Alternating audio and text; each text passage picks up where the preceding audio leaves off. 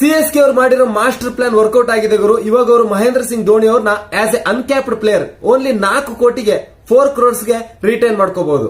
Uncapped player ಅಂತಂದ್ರೆ ಯಾರು India ಟೀಮ್ಗೋಸ್ಕರ ಇಲ್ಲಿವರೆಗೂ ಟೆಸ್ಟ್ T20 ODIs ಅಲ್ಲಿ ಡೆಬ್ಯೂ ಮಾಡಿಲ್ವೋ ಅವ್ರನ್ನ ಅನ್ಕ್ಯಾಪ್ಡ್ ಪ್ಲೇಯರ್ ಅಂತ ಕರಿತಾ ಇದ್ವಿ.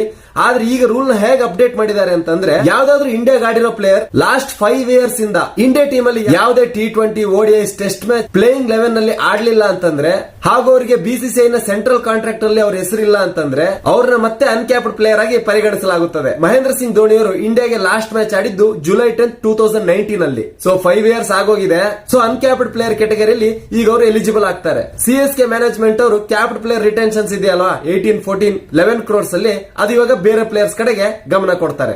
ಆದ್ರೆ ಇಂಡಿಯಾಗೆ ಕ್ಯಾಪ್ಟನ್ ಆಗಿ T20 ವರ್ಲ್ಡ್ ಕಪ್ ಗೆದ್ಕೊಟ್ಟು ODI ವರ್ಲ್ಡ್ ಕಪ್ ಗೆದ್ಕೊಟ್ಟಿರುವಂತ ದೊಡ್ಡ ಪ್ಲೇಯರ್ ನ ಅನ್ಕ್ಯಾಪ್ಡ್ ಪ್ಲೇಯರ್ ಅಂತ ಕರೆಯೋದು ಸರಿನಾ?